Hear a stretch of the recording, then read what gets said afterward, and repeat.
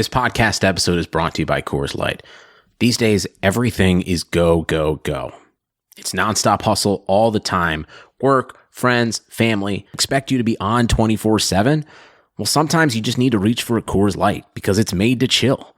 Coors Light is cold lagered, cold filtered, and cold packaged. It's as crisp and refreshing as the Colorado Rockies. It is literally made to chill.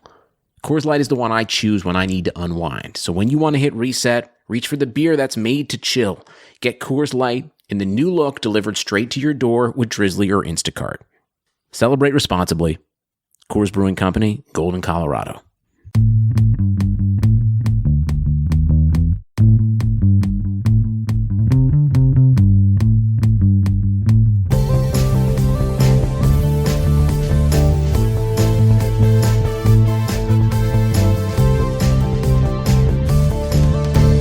Welcome back to the Short Shifts Fantasy Hockey Podcast, brought to you by Keeping Karlsson. My name is Ben Burnett. Joining me, Louis Ezekiel. Louis, how you doing? Well, trust me, after several months of COVID-19 hangouts at home, it's definitely getting to be more and more of a podcast every day. What does that mean? What do you mean by podcast? Just mean there's a little more of me to love. Oh, I see. There's a lot more of me to love. And I think I've said this on the pod already, or on the bod. My hair, I have not chopped it off since before the end of last season, before the COVID cancellation. So I'm growing out in every which way. Very nice. Yeah, well, Louis, let's get into tonight's show, of course. And so let's catch up on a few injuries and oucheries that are going on. First of all, in Edmonton, nearly the North Division's perfect COVID-19 record was put to the test today when Jesse Puljujarvi, I believe, tested positive for COVID-19. The Oilers and Habs game was nearly postponed, but just delayed in the end by an hour. In the end, Mikko Koskinen also was held out of the game. It sounds like in his stead, James Neal has taken over on line one, and Neal also was in the net front position ahead of Alex Chiasson for the past few weeks in Edmonton. James Neal, worth a look in deeper leagues, I feel like, at this point. You know, he's probably not going to do much for you except for score a goal every couple games, so I wouldn't be grabbing him in 10 or 12 team leagues, but in a deeper 14 team league, like, I could see him being owned in the cupful by, you know, just off of this news alone. Yeah, I think every time we see a big change of, you know, whoever is up there on the McDavid wing, we see that person get snapped up. So worth a look, but don't get your hopes up too much. Like I have said a few times this season, we've been on this ride before. It usually does not take us very far. All right, Louis, why don't you tell us our next injury news here? So I get to handle the positive side of things when we have an ouchery in Vegas. I guess this one is more of a combo because Alex Pietrangelo has returned just in time to replace Shea Theodore, who was out with an undisclosed injury, left partway through the game on Tuesday. So we're not exactly sure what is going on with him there, but, basically Pietrangelo's going to slot, for now at least, into that power play one position, and we'll see how things shake out once Theodore makes his return. But adjust your lineups accordingly. And for Pietrangelo, people who maybe were worried he might lose his grip on that spot while he was out for COVID protocol, he luckily gets to step right back in. All right, we're going to go to our next injury here, and that is in LA. We have Drew Doughty day-to-day with an upper body injury. Last we saw, I believe he's a game-time decision. So hopefully he does not miss time. If he does, just a deeper name, Kale Clegg. 3 points in 10 games, but he's been playing on power play 2 so far, and he gets a ton of blocks. So interesting, maybe more so in a peripherals league. But maybe somebody to monitor if you're in a deeper league, Kale Clegg, if Doughty's out for any length of time. Yeah, I think you nailed the pronunciation. I've got a Clegg middle school in my hometown, and that's how we did it. So you've at least got the Midwestern accent version accurate. Up next in oucheries, Oliver Ekman-Larsson may make his long-awaited return on Friday. The coach said it is up to Oliver when he comes back. He's been skating the last couple days. So folks who have been riding around with OEL on the injured reserve, you may get to see him back. Keep an eye on what that means for Jacob Chychrun's deployment. He has had a lot of success lately, and I wonder if they are going to try and keep him in that same spot rather than trying to swap him out once OEL makes his return. I think it'd be kind of crazy. Chikrin's been just so good. Yeah, I mean, if it ain't broke, don't fix it. But we've seen NHL coaches do wilder things, so it could happen. But I think we're on the same page here. We both expect Chychrun to maintain his deployment, even with OEL's return, which may make him, maybe a waiver wire decision for a lot of teams, even if he's making his return. Yeah, OEL has kind of been up and down, like just above waiver wire material, just below it for so long. If Chychrun takes over that top unit, though, when OEL does come back, I would say, yeah, he's what's he doing that Alec Martinez doesn't do for you, for example? All right, well, let's get to our final injury. This is Alexander Radulov, injured since Sunday. He has not yet returned. And that is a bit of a bummer for the Stars, but not if you own Yoel Kiviranta, who has been skating on that top line with Pavelski and Ben. He had a really nice chance early in the first tonight against Carolina, and that's somebody who, again, in deeper leagues, I do not mind giving a chance to. He hits a ton. I believe he's been mentioned on the main pod before by Brian and Elon, but definitely somebody to keep on your radar in deeper leagues. Coming up, we're going to talk about some hot streaks and some cold streaks. You're listening to Short Shifts. Like any good team, hiring the right employees for your front office is just as important as recruiting the best players for the game. That's why you need Indeed. Indeed is the job site that makes hiring as easy as 1, 2, 3. Post, screen, and interview all on Indeed. Get your quality shortlist of candidates whose resumes on Indeed match your job description faster. Only pay for the candidates that meet must-have qualifications, and schedule and complete video interviews in your Indeed dashboard. According to Talent Nest, Indeed delivers 4 times more hires than all other job sites combined. Get started right now with a free $75 sponsored job credit to upgrade your job post at Indeed.com/Blue Wire. Get a $75 credit at Indeed.com/Blue Wire. Indeed.com/Blue Wire. Offer valid through June 30th. Terms and conditions apply. Welcome back to Short Shifts. Lewis, let's talk a little bit less about injuries and outuries, a little bit more about hot streaks and cold streaks. We're going to start over in Los Angeles. My boy, Dustin Brown, somebody who I have been drafting in fantasy for, it feels like my entire life. Dustin Brown, you keep on thinking that he's going to be fantasy irrelevant now, and he just keeps on coming back. Every couple of years, something happens. Right now, it looks like he's getting a rejuvenated fantasy prospects because he's been bumped back up into the top line with Alex Iafallo and Anze Kopitar in a spot that Adrian Kempe held for a little while. Kempe has also maintained fantasy relevance down in the middle six, most recently playing with Carter and Velarde, another guy who I think is interesting, but nobody in LA hotter than Dustin Brown right now. 7 points in his last 5 games. I think Dustin Brown is basically fantasy relevant in 12-team, 14-team leagues for sure, but especially in banger leagues. He shoots and he hits a bunch, and he's been in on some pretty good LA power play so far. So definitely rejuvenation time for D Brown. Yeah, I think anytime when you can, get a lot of games where you're going to be matched up against, the Sharks, for instance, you're going to have opportunities to score. And it's been nice to see a little bit of a resurgence in LA, where we thought we had our idea about who might be some of those bottom of the pile teams. Some of them have defied our expectations, and LA, at least scoring wise, has been one of them. And if they can, muster and put some goals up for Cal Peterson, that could become an interesting team out there in the West. All right, Lewis, who you got next?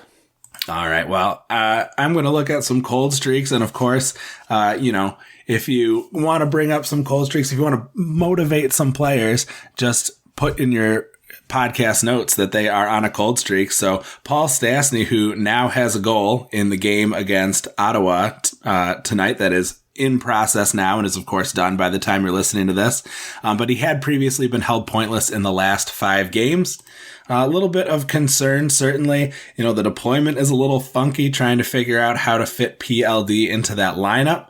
But good at least to see him hit the score sheet here, and maybe that'll pick up. I wonder if that is worth giving pause for the Stastny owners to potentially keep holding on to him as opposed to some of the other cold streakers that we might talk about down the line here.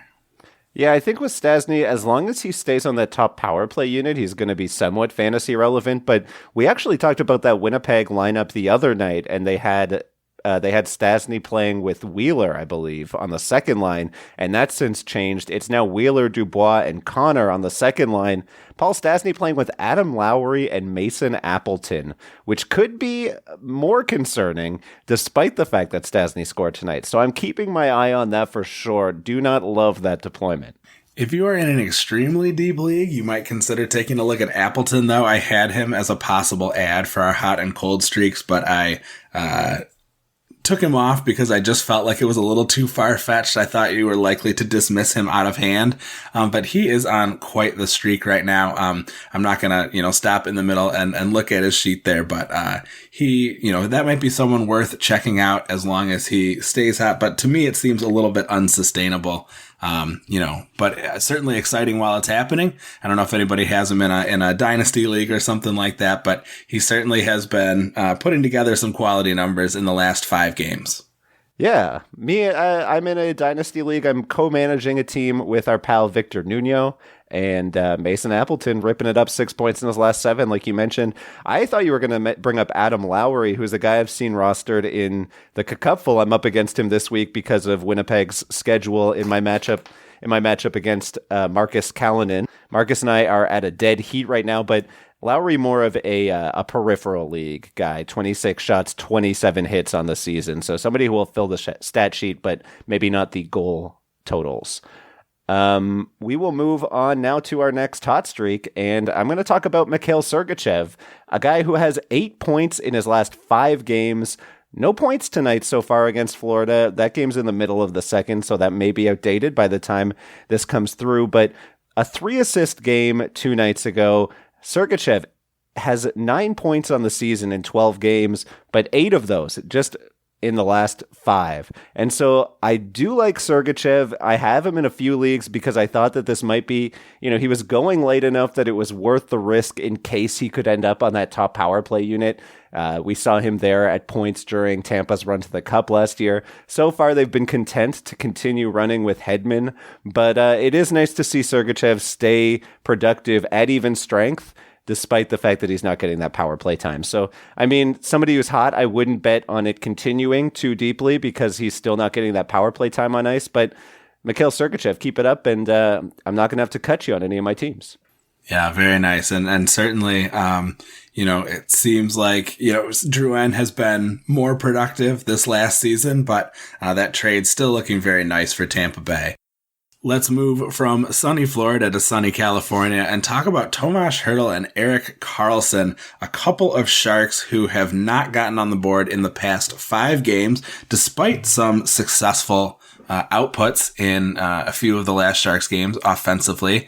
Another couple guys who are starting to concern. What do you make of the struggles of Hertl and Karlsson over the last little bit here? I'm not so worried about Tomas Hertl. I am because he's not been good, but I think in general, if you're getting top power play second line, he's going to score eventually. That team in San Jose is getting pretty unlucky. Erik Karlsson more concerning to me, though. Just they're so, he's just had so many injuries at this point, so many miles on those feet. It's just, you start to wonder how high the ceiling is. Yeah, I think you're absolutely right. And we, hold the torch for him, certainly, but it's starting to look like, surely, I was a long time holder, like a real keeping Karlssonite. But that ended for me a couple seasons ago and rightly so. And it just seems like we're not going to be able to maybe recapture that magic in San Jose, unfortunately. I know you've got another hot streak for us coming out of Chicago, a guy that I dropped. Tell me all about the mistake I made here. Well, I'm first going to say sorry, Brian, for slandering Erik Karlsson on your podcast network. I'm going to talk about Matthias Janmark in Chicago. 5 points in his last 5, playing on that top line with Patrick Kane and the second power play unit in Chicago, which has remained pretty okay the past few games. I don't expect that to continue. I just don't see Chicago having enough guys on the second unit to be productive. But, for now, he's playing at even strength with Patrick Kane. That's got to be worth something. So a guy to look out for if you are looking at a particularly Chicago-heavy schedule coming up, this is a deeper league ad, though, not somebody who you want to go dropping anybody who's a super stud for. Yeah, no doubt. But it's nice to see him continuing to hit the score sheet. He's certainly, anytime you're up there with Patrick Kane, you're going to get some opportunities. And yeah, that second power play unit certainly is not what it has been with, becoming a little less, spread out as it was before.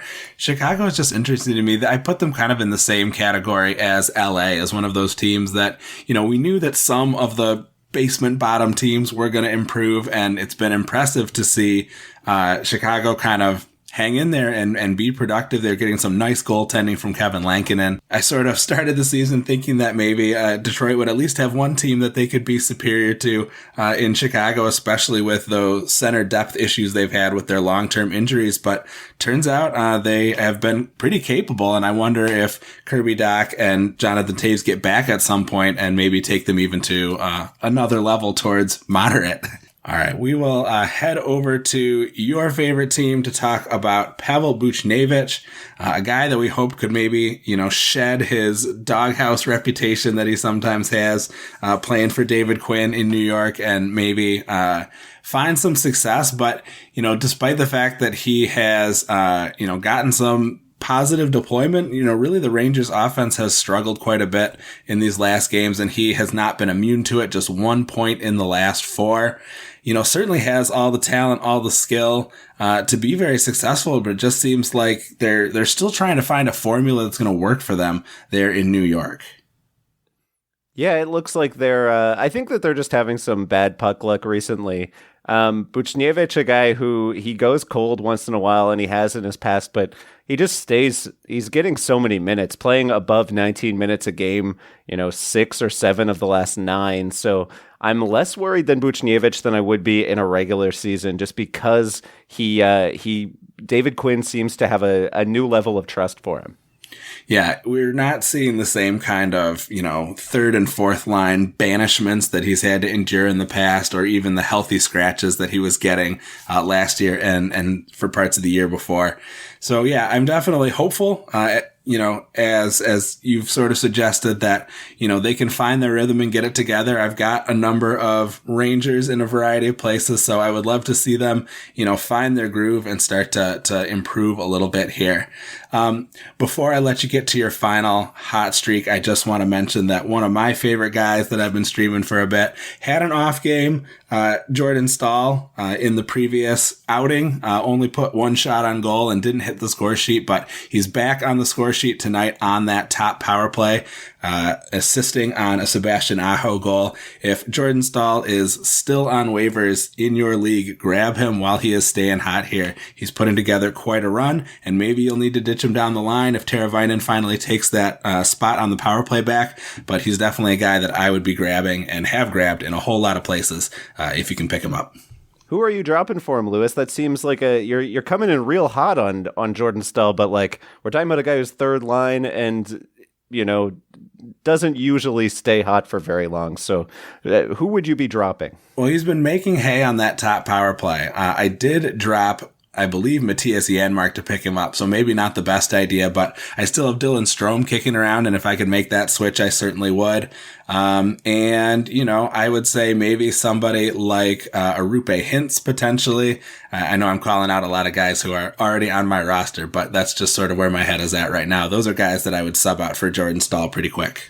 So it sounds like deeper leagues then, eh? Not like you wouldn't be dropping... I don't know, like a Kevin Fiala for him, or would you drop Teuvo for Jordan Staal? I think I said last episode, I'm pretty confident that Teuvo will eventually get that spot back. Remember, he's coming back from COVID with symptoms here. So, I think if we give him some time to get things back together, but as long as Staal stays hot, he's going to be keeping, Teuvo at arm's length, and he's been on quite a cold streak. Still, I think the long-term prognosis, if we're thinking season long, I would rather have Teuvo. But if I, need to win this week, I'm more interested in Staal. And if you are confident that maybe you can snap him back up, if you're a little quicker on the waiver wire because you listen to this show and keeping Carlson than some of your other league mates, then I might chance that swap. Wow, that's hot for me. I would not be dropping anybody I think could get, 70-point pace rest of season, but if you're in a shallower league, maybe that works. If you're looking at the waiver wire and there are tons of guys who are top line, top power play, maybe that's a spot where you could make that work. I have just two players I want to mention before we get out of here, and these are guys in peripheral leagues specifically who have been super duper hot to start the year. Alec Martinez, 4 blocks a game through his first 10. He's just been outstanding in peripherals leagues. And Radko Gudas, he's only had fewer than 5 hits in 2 games, and that includes tonight, which is only 40 minutes in. So shouts out to those two. They have been winning you some categories if you've had them on your league, in peripherals leagues. So just a few guys we sometimes need to shout out the banger warriors to who bring us some back end luck. Lewis, that's all we have time for tonight. I want to thank you for hanging out with me, and to everyone else, we'll see you next week. Always my pleasure. So thanks for joining us. As always, please consider giving us a follow at Short Shifts KK. Brian and Elon, of course, are at Keepman Carlson, and Dave Benton of Stream Scheme at NHL Stream Scheme. Visit the great sites that we research our episodes: Yahoo, Frozen Tools, Roto World, Natural Stat Trick, and of course, cookupful.com. Our intro and outro music was created by Pat Roach. And until we see you next week, play smart and keep your shifts short.